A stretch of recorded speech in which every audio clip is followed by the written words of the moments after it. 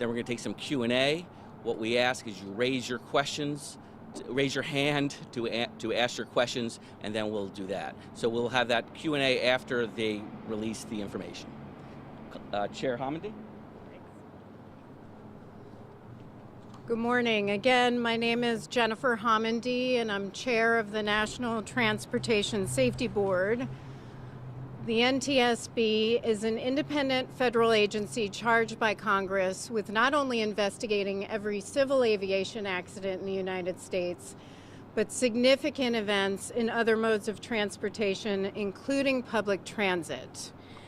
And our mission is to determine what happened, why it happened, to prevent an accident or incident from occurring again. And we issue safety recommendations at any time throughout an investigation. Could be urgent, could be at the conclusion of an investigation, aimed at preventing fatalities and serious injuries and saving lives. With me today is Joe Gordon, who is a railroad accident investigator in our Office of Railroads, Pipelines, and Hazardous Materials Investigations.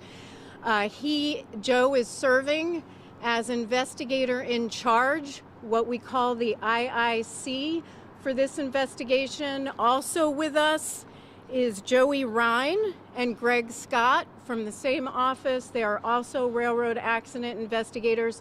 However, our team is growing. We have additional members of the Office of Railroads, Pipelines, and Hazardous Materials joining the investigation, as well as our Office of Research and Engineering. On October 12, 2021, at 4:51 p.m., WMATA Metro Rail Train 407 derailed between Roslyn and Arlington Cemetery.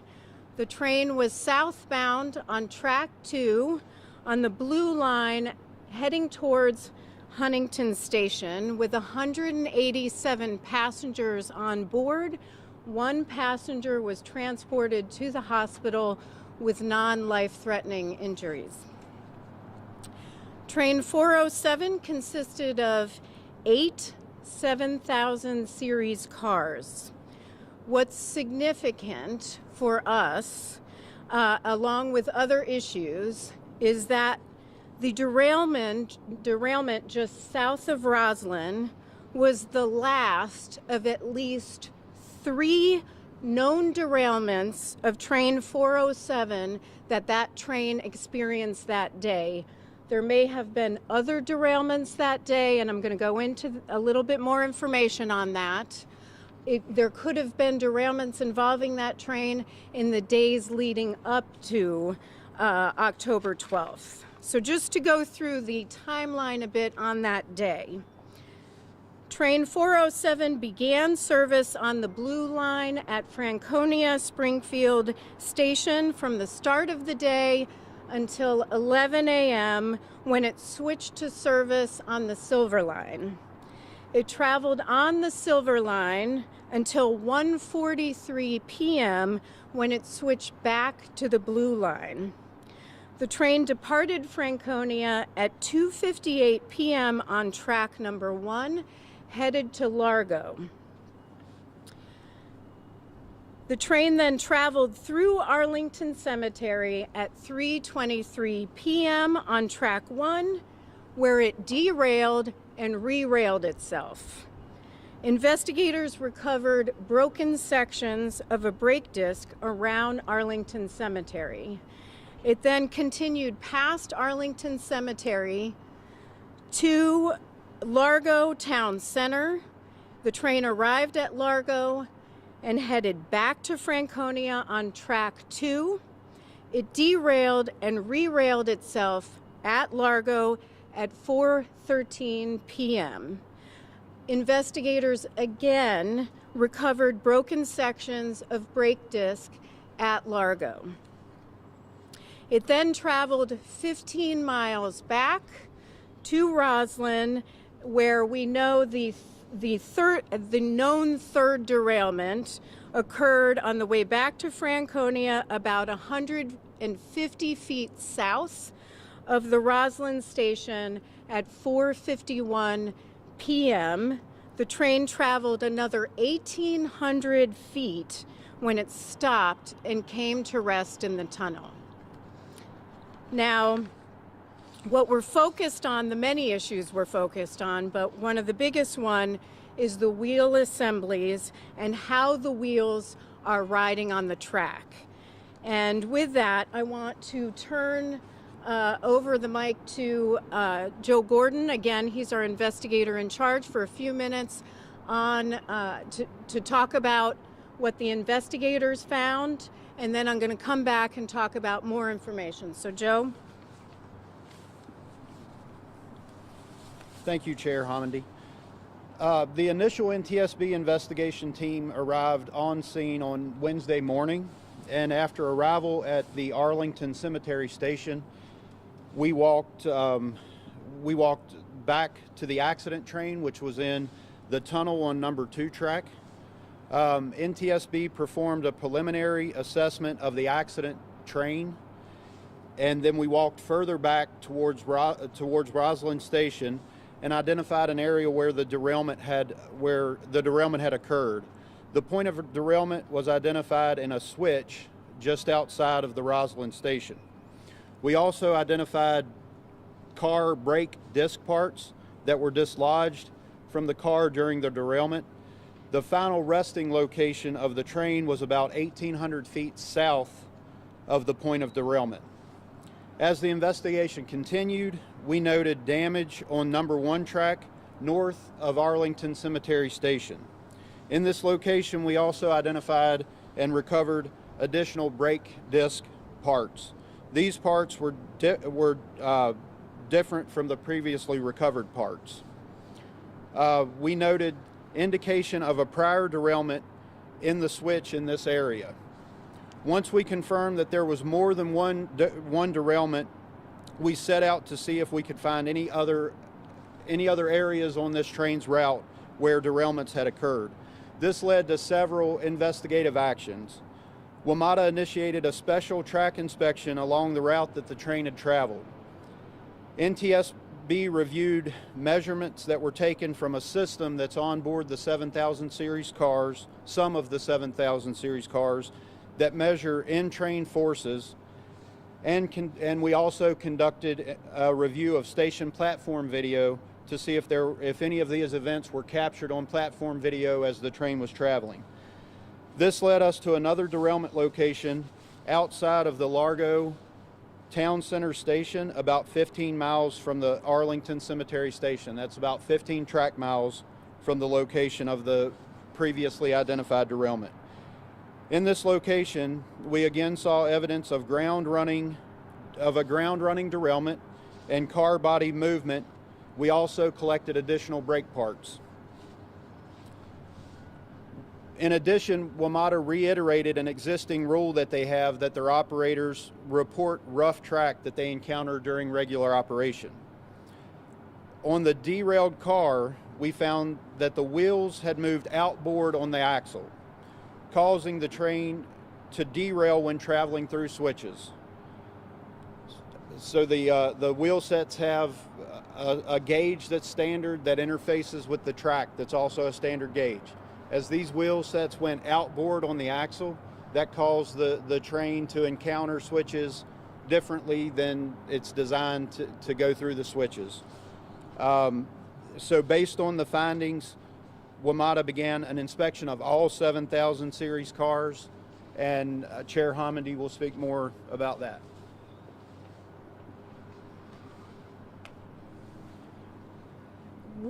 During the course of the preliminary investigation, we were made aware that WMATA was aware of this situation with the wheel assemblies going back to 2017. They made us aware of, and I want to stress, these are preliminary numbers. These numbers could change over the course of the next few days, weeks, or months.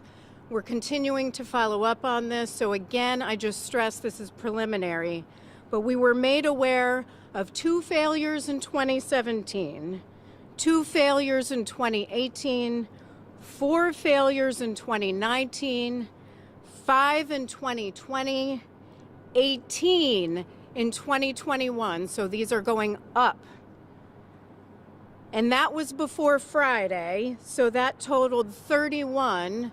Adding to that number are the failures that were uncovered as a result of their inspections, which were initiated on Friday, which uncovered so far an additional 21 failures. So what we're looking at is going from 2 in 2017, 2 in 2018, 4 in 2019, 5 in 2020, to 18 plus 21 for a total of 39 in 2021, which is significant. So we're talking in total, all of that added up is 52.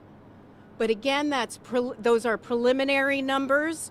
They may increase because currently we are aware that of the 748 cars in the series, they have inspected 514, so that number could go up as the day goes on or the days coming.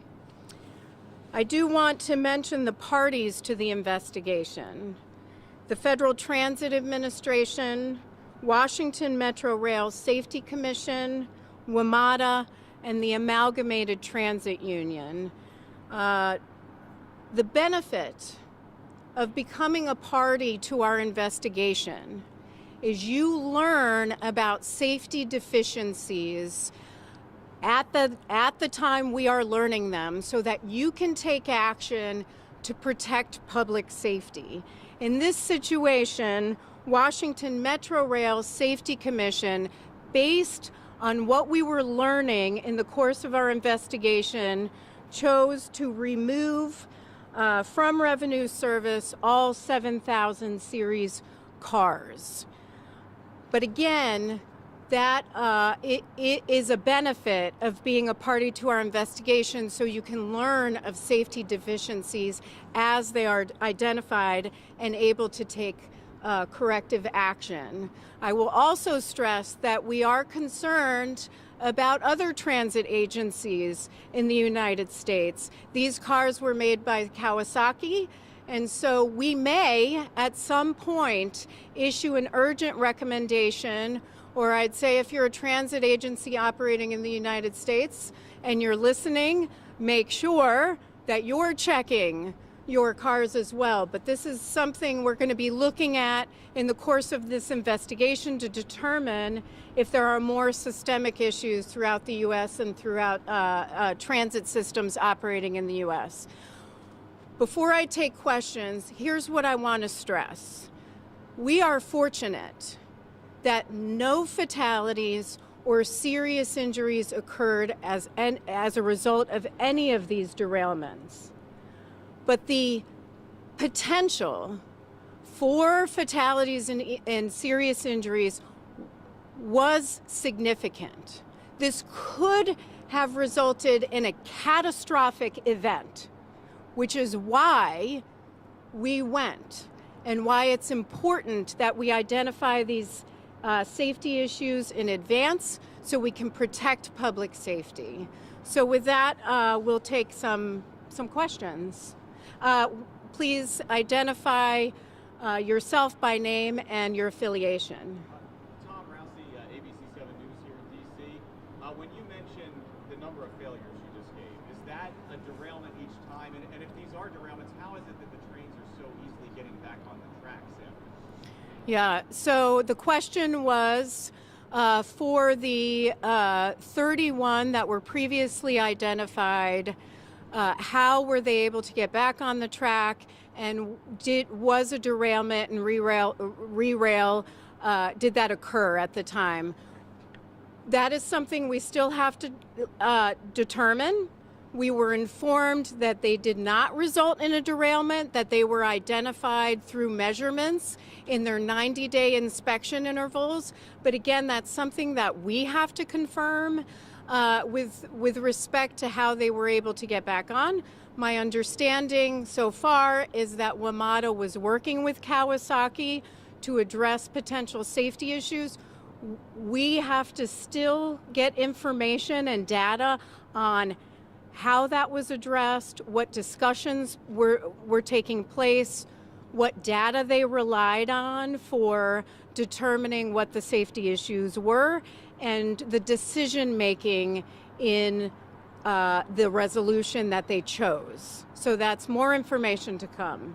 Bruce Lachey from WUSA 9 here in Tampa. Did WMATA take appropriate action going back to 2017 in addressing this? And if not, why not? The question is whether WMATA took appropriate action going back to 2017 to address the situation, and if not, why not? That is exactly one of the questions we have in this investigation, and something we will be looking at, because we do want to look at decision making on WMATA's part, what actions we're taking, and what led them to those actions, and whether they were sufficient. Sir. Justin George, Washington Post. I'm wondering, it's early, but are these problems fixable, or are these trains need to be taken down and they can be down for a while? And what does that do to the transportation system of this region, which really depends on transit? Yeah, the question is, what does this do to the region if these cars need to be taken down, and do these cars need to be taken out of service for any significant amount of time?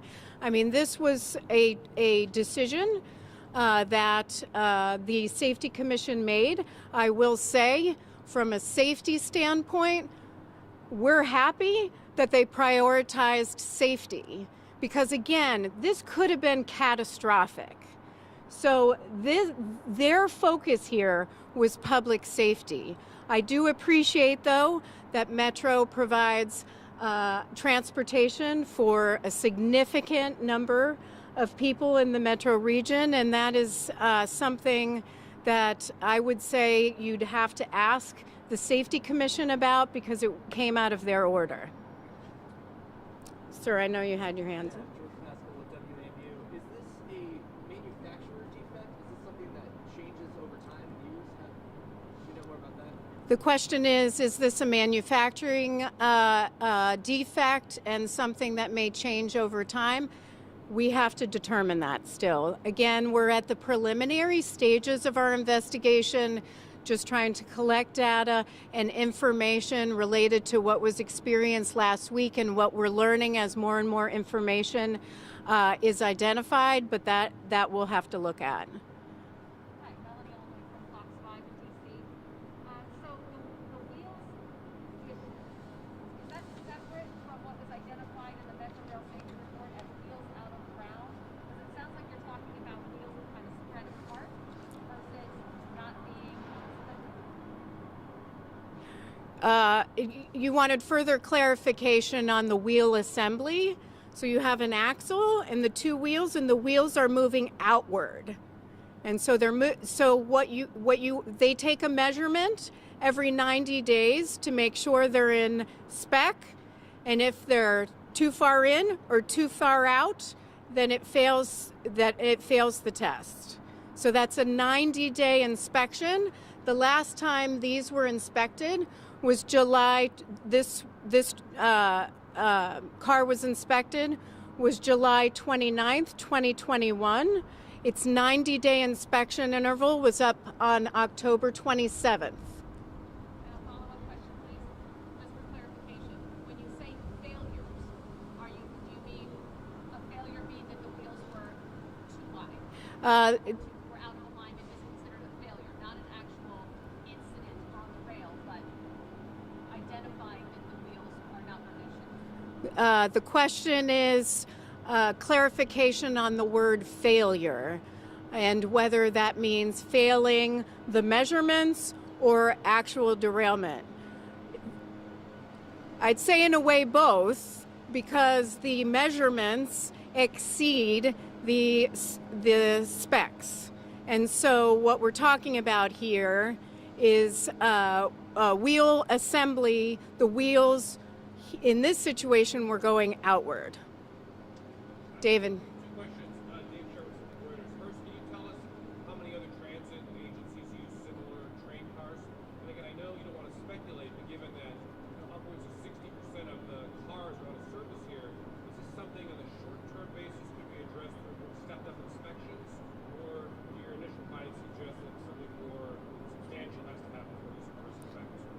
Yeah, the question was how extensive is this issue for other transit agencies in the United States, and whether this is something that could be addressed through just increased inspections. For both, we still have to determine whether other transit agencies are affected, but this is something that'll be part of our investigations, this investigation. And then with respect to inspection intervals, that again, that's the grounding of this fleet was a decision by the Safety Commission. They'll have to look at part of that order was looking at what the appropriate resolution might be, and they're going to have to determine that. But certainly that's something we're going to look at in the course of this investigation, what might be the appropriate remedies. You said that you found parts from the brake assembly in Largo and another location. How significant was that failure? Would it have, how much would it have affected the ability to stop the train in an emergency? The question was on the portions of the broken brake discs that were found in Largo and in Arlington around Arlington Cemetery, and I'm going to turn to Joe to answer that question. Yes, and so the brake components that we found that were dislodged from the car became dislodged from the car after the derailment. So it was because of the ground running, the displacement from the track, and the fact that they were encountering other track components that they became dislodged from the car. And your question as to when they were damaged and on the car, it would have certainly affected the braking of that car in that consist of the train. But you said you found brake parts in Largo, and that would have been prior to the final derailment. The final derailment, but it derailed. So the train derailed in Largo as well and re-railed. And I know there was a previous question, if that's okay, about the derailment mechanism. So as we've spoken about the wheels moving out on the axle, the wheels of course have flangeways. Those keep them on the fixed guideway that's the rail system, okay? So when they move out, as it encountered when you get into a switch or a turnout, which you typically see beyond a station, and that's the area where the train switches from one track to the other. As you go through those, there are flange ways that allow the flange on the wheel to pass through, and that's where that transition is made from one track to the other. So the flange ways, in this case, with the wheels being out of place, they contacted the frog point on the switch, on the facing point. As it was going through a switch, it would contact a frog point. It would go up on top of the frog point, get to the heel of the frog, and it would derail off of the rails. It would run off of the rails ground running until it got to the other end of a turnout. When it got to the other end of the turnout, it would basically go back on in reverse of the way that it came off. The reason that Roslyn was a final location is there was no turnout, there was no crossover at Roslyn. So Roslyn was a single switch. So the train did not encounter the components on the other end that would have corralled the wheel sets and put them back in place on the rail. So the previous derailment, Arlington re-railed, goes to Largo, outbound at Largo, derails and re-rails, and then when it gets to Roslyn, it derails and it does not have the receiving end of that turnout to re-rail the train. And I would add at Roslyn that there was some damage to the third rail, and that there was arcing. The power was shut off within a minute, but again, that's why we talk about this could have been catastrophic if we're talking about, cars hitting the side of a tunnel, or potential for a fire or arcing that continued past, the point of when they were able to shut that down. I thought there was, yeah. Hi, Greg Wallace at CNN. Going back to other systems that might be affected, has NTSB had any conversations with other systems or other systems reaching out? Can you tell us about any conversations, communications? Not at this point. Yeah, not at this point. I'm sorry. The question was, have we had other conversations with other transit systems since the start of our investigation? Not yet. That will come. But at this point, we're really focused on the situation here at Metro. Justin? Just really quick, I want to ask, do you know what other transit agencies in the United States have Kawasaki rail cars? And then second of all, I just want to be clear, I can tell this is clearly a catastrophic, anything catastrophic, but does the NTSB agree with pulling the entire line out of service? Would this have been something the NTSB would have done itself? Is that, I just want to see, again, if that course of action, which clearly is for safety and in safety's case, but would it be something that the NTSB would have done itself? The question is, would have removing the 7000 series from operation been something that the NTSB had done? We certainly could have recommended that. We don't have the authority to order that, of course. But again, we were still looking for information, identifying all the safety issues, and this is a advantage of being a party member to our investigations, where you can take immediate action if you have concerns about public safety.